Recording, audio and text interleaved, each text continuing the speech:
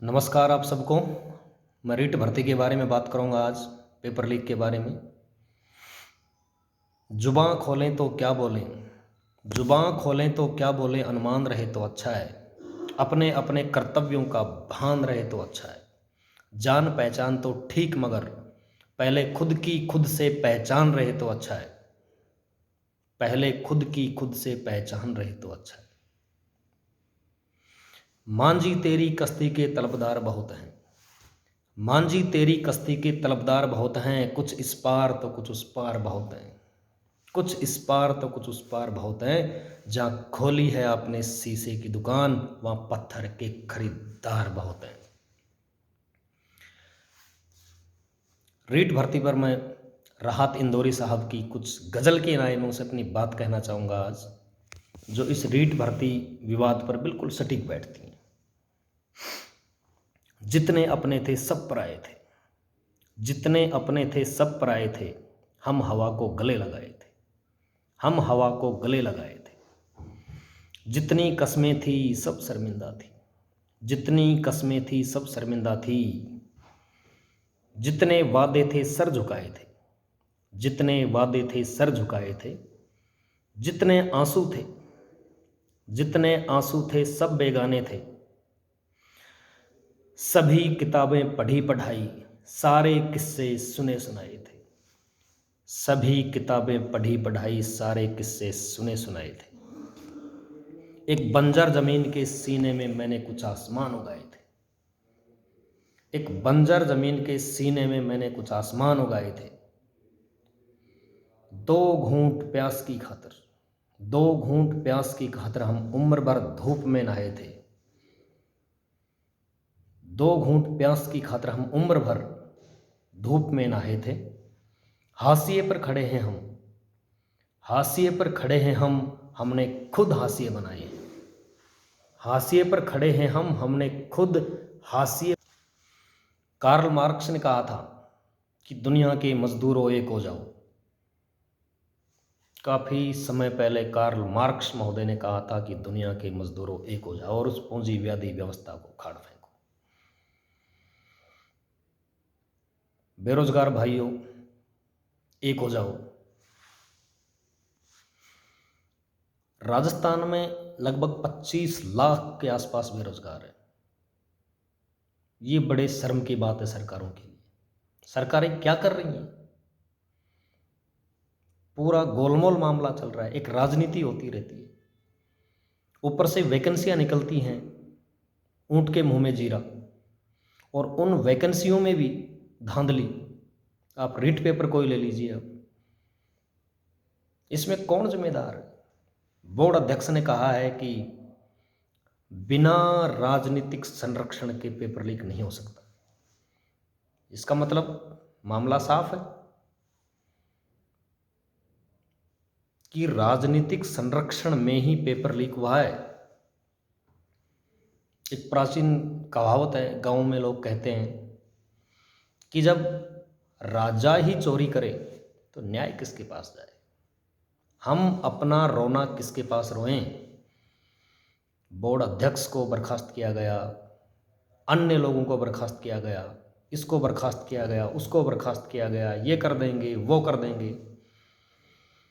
आप सोचिए ज़रा, जिन लोगों को बर्खास्त किया गया है, क्या बेरोजगारों का दुख उससे दूर हो जाएगा?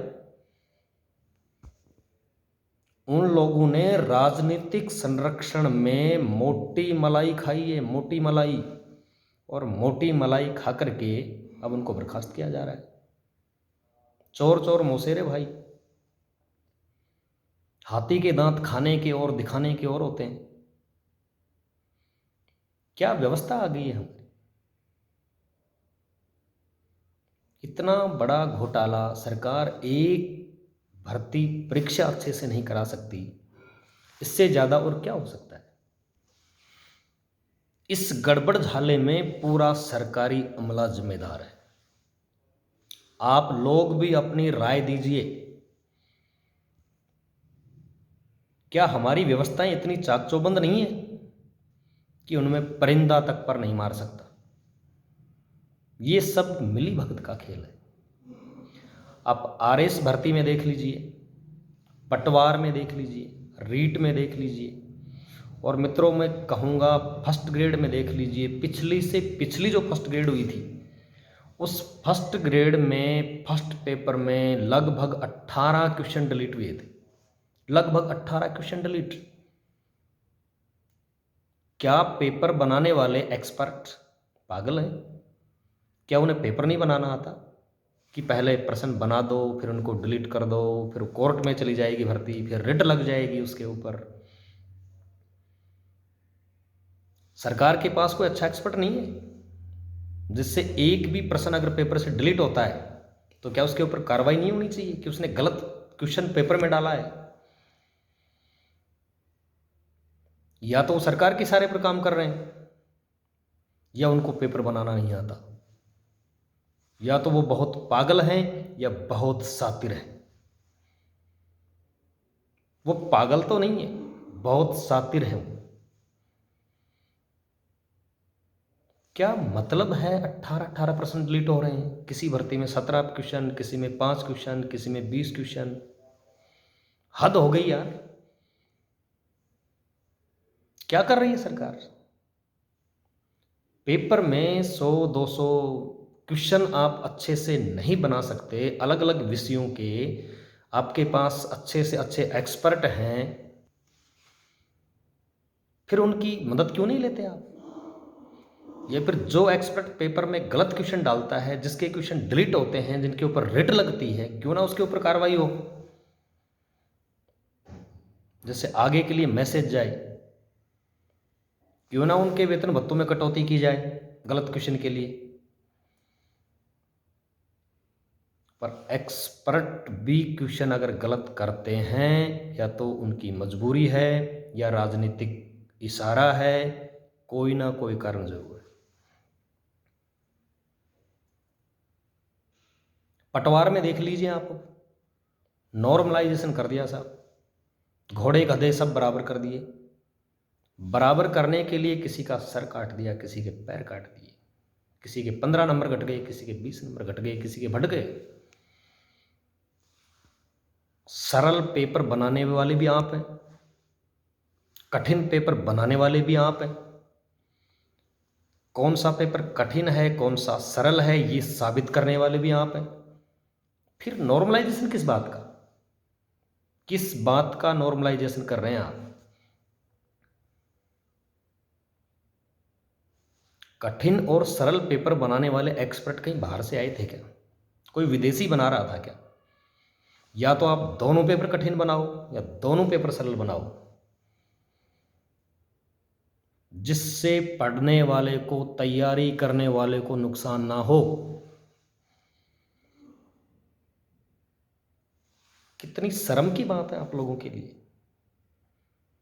कि नॉर्मलाइजेशन कर दिया साहब, एक पेपर सरल बन गया, दो कठिन बन गए। उस पारी का सरल था, तीसरी पारी का सरल था, चौथी पारी का कठिन था, पहली पारी का कठिन था। कहाँ से आते हैं ये लोग? ये चल क्या रहा है? हमें दीजिए पेपर, हम बनाते हैं, और एक क्वेश्चन भी अगर गलत होता है उसमें तो दंड दीजिए। फिर ब्लू प्रिंट आपके एक्सपर्ट को बनाना नहीं आता है कि ब्लू प्रिंट से कैसे पेपर बनाया जाए। क्या मजाल अगर कोई क्वेश्चन डिलीट हो जाए उसमें? पहले सरल बनाओ, फिर कठिन बनाओ, फिर डिलीट करो, फिर नॉर्मलाइजेशन करो, फिर रिट लगाओ, कोर्ट में जाओ, चक्कर काटो। बेरोजगार इस चक्की में पिसते रहेंगे। सरकारें कुछ नहीं कर पा रही हैं। सरकार की सारी एजेंसियां क्या कर रही हैं? या तो एजेंसियों को काम नहीं करने दिया जा रहा है, राजनीतिक दबाव बहुत बड़ा है उनके ऊपर। अगर राजनीति साफ सुथरी है तो अधिकारी भ्रष्ट है, क्यों ना उन पर कार्रवाई हो। बर्खास्त करने से बेरोजगारों का दुख दूर नहीं होगा। अगर आपको उनको बर्खास्त ही करना है, जो भी इस प्रकरण में दोषी हैं सभी की संपत्ति जब्त की जाए, जिससे भविष्य में उनको पता चले कि पेपर लीक होता कैसे है, घोटाला किया कैसे जाता है।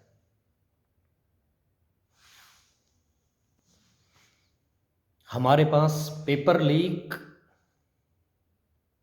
और भ्रष्टाचार से, नकल से संबंधित, पेपर लीक और नकल से संबंधित कोई कानून नहीं है।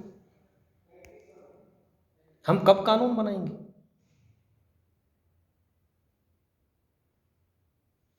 सरकार इस सत्र में, बजट सत्र में अध्यादेश लेकर आएगी, कानून लेकर आएगी पेपर लीक से संबंधित, नकल से संबंधित। सरकार पहले इंतजार करती है कि गड़बड़ी हो, लोग पकड़े जाएं, हंगामा हो, हल्ला हो, राजनीति हो, पक्ष विपक्ष की बातें हों, तब जाकर के हम कोई कानून लेकर आएंगे। इंतजार करते हैं हम कम गलतियां होने का। आग लगने के बाद कुआं खोद रहे हैं हम कि आग लग गई साहब, कुआं खोदो, पानी निकालो और बुझा दो आग। पहले कुआं क्यों नहीं खोदा आपने? पहले कानून क्यों नहीं बनाया? पिछली सरकारें भी दोषी हैं इसमें, आप भी दोषी हैं। क्या ये भर्ती रद्द होनी चाहिए? अगर रद्द होती है तो सरकार को कितना बड़ा चूना लगता है। करोड़ों की व्यवस्था करनी पड़ती है किसी भी भर्ती का पेपर कराने के लिए। अगर ये दोबारा होती है तो आम जनता के पैसे से ही इसकी भरपाई की जाएगी, आम जनता के पैसे से। कुछ करिए। राजस्थान का बेरोजगार आपकी तरफ देख रहा है। अगर आपके बस की बात नहीं है तो छोड़ दीजिए। बेरोजगारों को आप अपने हाल पर छोड़ दीजिए कि भाई हम ये व्यवस्था नहीं करा सकते।